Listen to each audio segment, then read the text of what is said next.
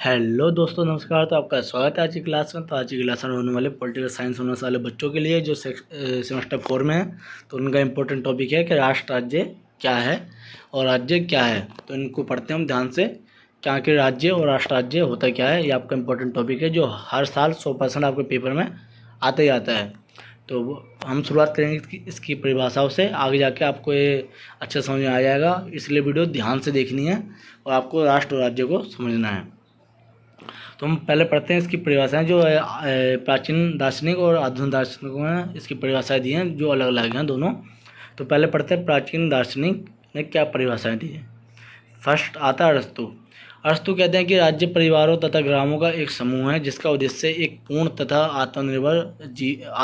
आत्मनिर्भरता का जीवन प्राप्त करना है, जिससे हमारा अभिप्राय एक सुखी तथा सम्मानित जीवन से हो। तो अरस्तु क्या कहते हैं, राष्ट्र राज्य से अभिप्राय उस राज्य से जिसमें परिवारों तथा ग्रामों का एक समूह हो और जिसका उद्देश्य एक आत्मनिर्भर जीवन जीना हो और जिससे हमारा अभिप्राय एक सुखी तथा सम्मानित जीवन प्राप्त करना हो। ये अरस्तु कहते हैं। ये परिभाषा एक अलग विकसित राज्य की है। मतलब ये परिभाषा क्या है, ये परिभाषा बहुत पहले दी गई थी जब राज्य पूर्ण रूप से विकसित नहीं थे, तो इसलिए ये परिभाषा अभी माननीय नहीं है। जो आधुनिक दार्शनिक है वो क्या कहते हैं, जैसे वुड्रो विल्सन, ये कहते हैं कि राज्य किसी एक निश्चित भूभाग पर कानून के लिए संगठित जन समुदाय है।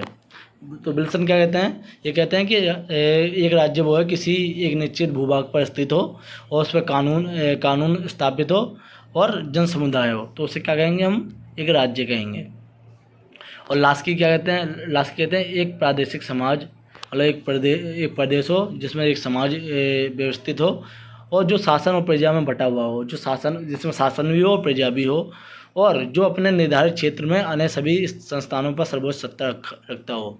मतलब जिसका एक निर्धारित क्षेत्र भी हो और जिसमें प्रजा भी हो और उसमें शासन व्यवस्था भी हो और उसमें सभी संस्थानों पर सत्ता किसकी हो, राज्य की हो, तो उसे एक राज्य कहेंगे। तो ये इसकी आधुनिक और क्या कहते हैं प्राचीन परिभाषाएं हो गई। तो हम पढ़ते हैं कि राज्य है क्या, इसकी मीनिंग पढ़ते हैं अच्छे से।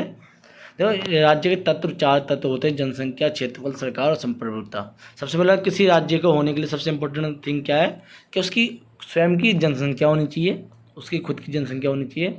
दूसरा क्षेत्रफल होना चाहिए और तीसरी सरकार होनी चाहिए और संप्रभुता। हम राज्य से मतलब यहाँ उस राज्य से नहीं है जो हम अपने देश में अनेक राज्य हैं, जैसे हरियाणा, पंजाब, उत्तर प्रदेश, मध्य प्रदेश, इन राज्यों की बात नहीं कर रहे। राज्य का अभिप्राय किसी देश से है, जैसे कि भारत जैसा देश हो गया, अमेरिका जैसा देश हो गया, ऑस्ट्रेलिया जैसा देश हो गया या फिर रूस जैसा देश हो गया। हम एक देश की बात कर रहे हैं। मतलब सबसे पहले इम्पोर्टेंट थिंग क्या होनी चाहिए, जनसंख्या होनी चाहिए, क्षेत्रफल यानी उसकी सीमाएं निर्धारित होनी चाहिए कि इतना भूभाग इस राज्य का है, और उसमें स्वयं की सरकार होनी चाहिए। तीसरे संप्रभुता यानी कि स्वतंत्रता या स्वायत्तता होनी चाहिए।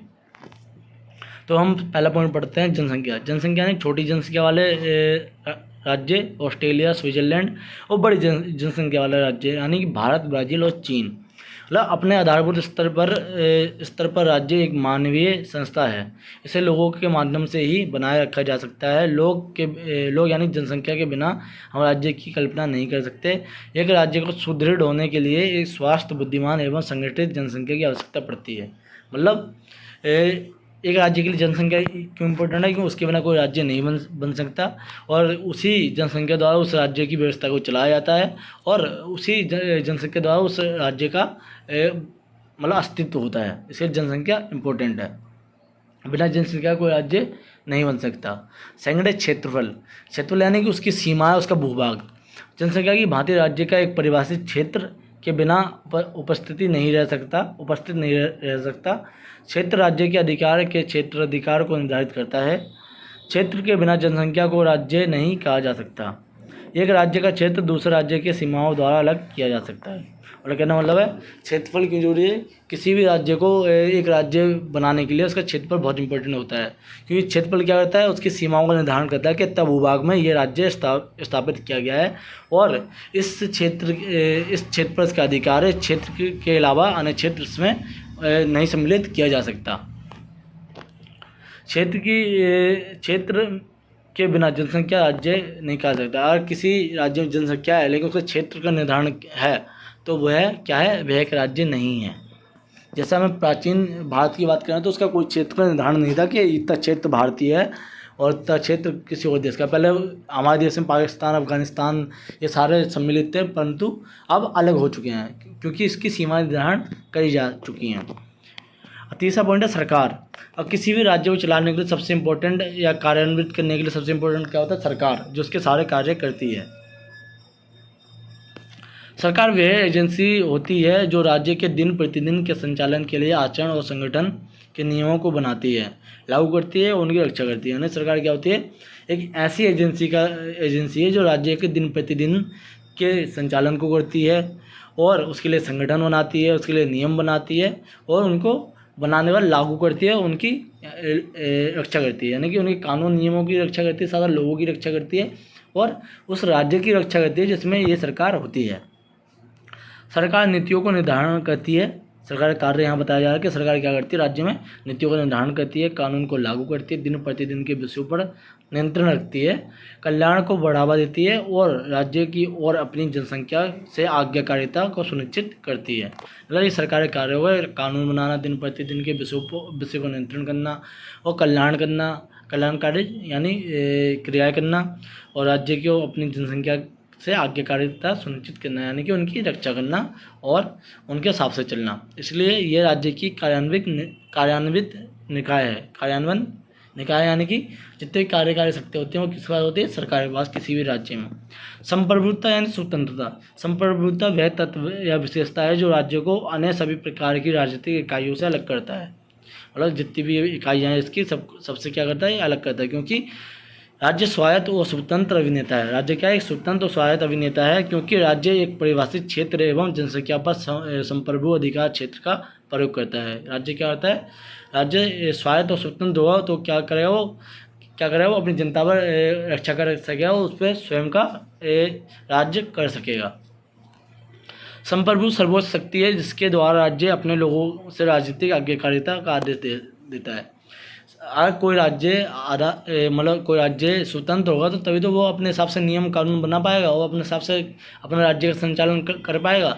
इसलिए किसी राज्य के लिए सबसे इम्पोर्टेंट क्या होता है? उसका स्वतंत्र होना, यानी संप्रभु होना। दूसरे शब्दों में संप्रभु एक राज्य बनाती है। दूसरे शब्दों में क्या है? संप्रभुता के द्वारा एक राज्य का निर्माण किया जा सकता है। हम पढ़ते हैं राष्ट्र राज्य। तो राष्ट्र राज्य के बारे में आगे पढ़ने से पहले मैं ये बताता हूँ, राष्ट्र राज्य उसे कहते हैं एक ऐसा राज्य है जिसकी शुरुआत से संस्कृति अलग हो, संस्कृति भी एक हो, भाषा भी एक हो और क्या कहते हैं उसके लोग भी एक हों और उनकी भाषा भी एक हो, तो उसे राष्ट्र राज्य कहा जाता है। हम एक उदाहरण के तहत बता देता हूँ कि जैसे हम भारत जैसे देश को हम राष्ट्र राज्य नहीं कहेंगे, लेकिन परंतु पाकिस्तान को हम राष्ट्र राज्य कह सकते हैं, क्योंकि जैसे भारत जैसा देश है उसमें क्या है उसकी भाषा, भारत जैसे देश में 500 भाषाएं बोली जाती हैं, जिससे 22 भाषाओं को मान्यता प्राप्त है, जबकि ये पाकिस्तान जैसे देश में उनकी एक ही मातृभाषा है और एक ही तरह के लोग पाए जाते हैं, एक ही तरह का शासन है और मतलब इसमें कोई एक ही तरह की संस्कृति है, इसीलिए उसको राष्ट्र राज्य बोला जाता है। अब समझ आ गया हो आपको कि राष्ट्र राज्य और राज्य में क्या फ़र्क है। तो पढ़ते हैं। राष्ट्र राज्य उस राज्य को कहते हैं जो राज्य की राजनीतिक सत्ता को इसकी सांस्कृतिक सत्ता से मिला देता है, यानी जो उसकी ये सांस्कृतिक सत्ता है उसकी राजनीतिक सत्ता को सेम कर देता है, शुरुआत से सेम चली आ रही हो, किसी गुलाम ना रही हो, उसमें संस्कृति चेंज ना हुई हो, भाषा अनेक ना हो, तो उसे क्या कहते हैं? राष्ट्र राज्य कहते हैं। राष्ट्रों में ऐसे लोग होते हैं जिनका साझा इतिहास और भाषा की पहचान होती है। मतलब राष्ट्रों में क्या होती है? उनका इतिहास सेम रहता है, कोई चेंज नहीं होता। जैसे हमारे देश का इतिहास चेंज होते रहा है, पहले मुगलों का शासन, फिर ब्रिटिश यानी अंग्रेजों का शासन, उससे पहले राजाओं का शासन था सबसे पहले। तो इसीलिए क्या होता रहा है, हमारे देश का इतिहास चेंज होता रहा है, इसलिए इसको एक हम राष्ट्र राज्य नहीं कह सकते, परंतु पाकिस्तान को कह सकते हैं, क्योंकि पाकिस्तान का कोई इतिहास नहीं रहा है। उसका इतिहास 14 अगस्त 1947 से शुरू हुआ है। एक तरीके से वो एक पैदा हुआ देश है, इसलिए उसको राष्ट्र राज्य कह सकते हैं, क्योंकि उसका कोई इतिहास नहीं रहा है। ऐसे समुदाय खुद को राज्यों के अंतर्गत समाहित या उनके बीच विभाजित पा सकते हैं। जो ऐसे समुदाय होते हैं वो क्या करते हैं, वो स्वयं को किसी राज्य या समुदाय में विभाजित तो पा सकते हैं, लेकिन उनकी भाषा और संस्कृति में कोई बदलाव नहीं होता है।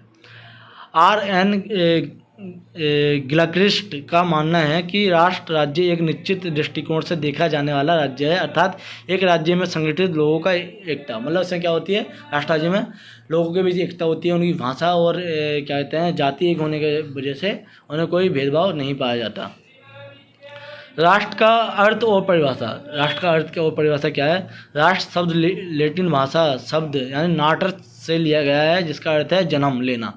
जैसे कि मैंने अभी उदाहरण दिया था पाकिस्तान का, जिसने अभी जन्म लिया हो और जिसके अस्तित्व में कोई परिवर्तन ना हो, इतिहास में कोई परिवर्तन ना हो, भाषा में कोई परिवर्तन ना हो, लोगों में कोई परिवर्तन ना हो। हमारे देश में देखा जाए तो दक्षिण भारत में अलग लोग पाए जाते हैं, पश्चिम में अलग, पूर्व में अलग और उत्तर दक्षिण में अलग। मतलब सब जगह क्या पाया जाता है? अलग अलग प्रकार के लोग पाए जाते हैं और सबकी संस्कृति अलग है, सबकी भाषाएं अलग हैं, सबकी एक कोई भाषा नहीं है कि पूरे देश में सबसे मेन भाषा एक हो।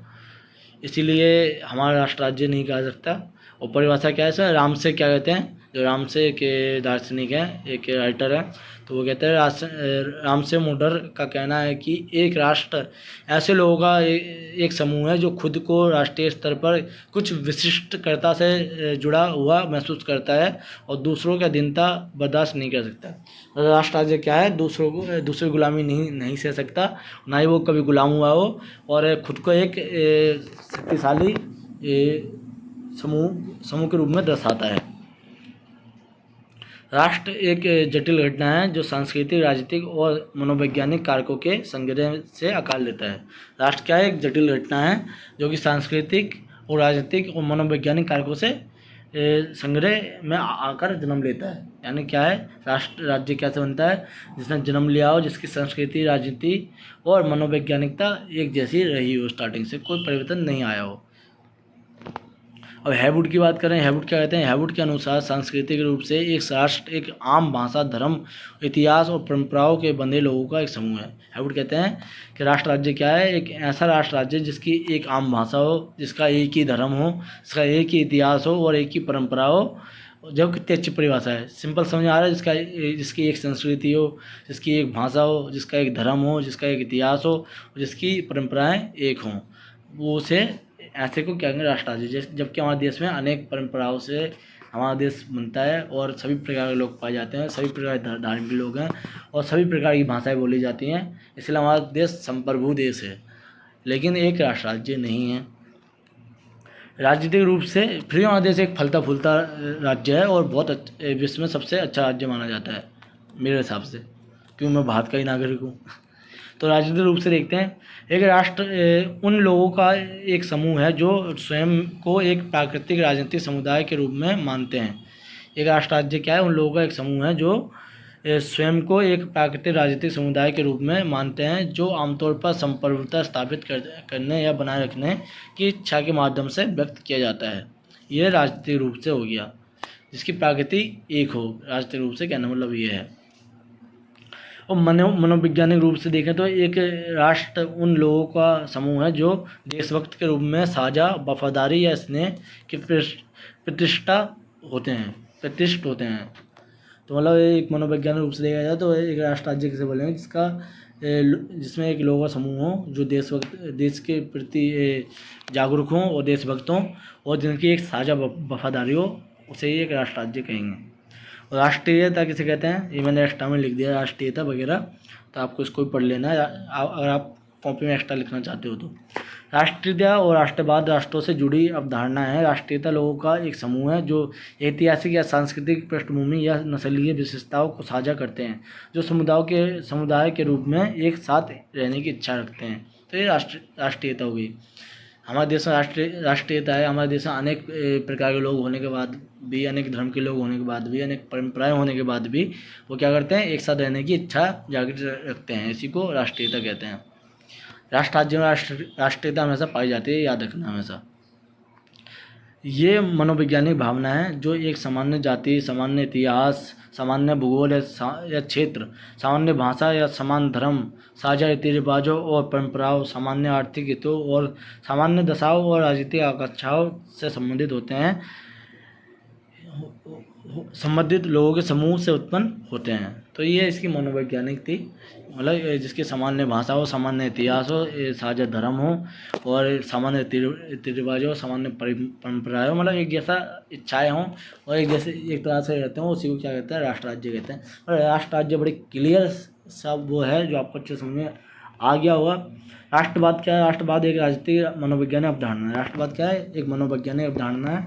यह आधुनिक समय में एक शक्तिशाली राजनीतिक शक्ति रही है जिसमें एशिया और अफ्रीका में कई राष्ट्र राज्यों का जन्म हुआ है। जैसे एशिया और अफ्रीका में ऐसे कई राष्ट्र राज्यों का जन्म हुआ है ये राष्ट्रवाद के कारण।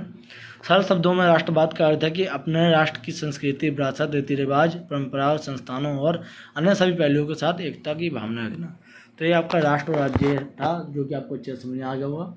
तो आपको ये पेपर में अच्छे से लिख के आना है कि राष्ट्र क्या होता है, राज्य क्या होता है। ऐसा कोई क्वेश्चन आया तो लिख डालो, जितना भर सकते हो भर डालो, आपको अच्छे से समझ में आ गया होगा। मैं आपको बार बार समझाते आया हूँ कि राष्ट्र कैसे कहते हैं, राज्य क्या है, इस टॉपिक में तो आपको अच्छे से क्लियर हो गया होगा। तो धन्यवाद, मिलता है आपको नेक्स्ट वीडियो में, और बेस्ट ऑफ लक आपके इस क्वेश्चन के लिए और अगले पेपर के लिए।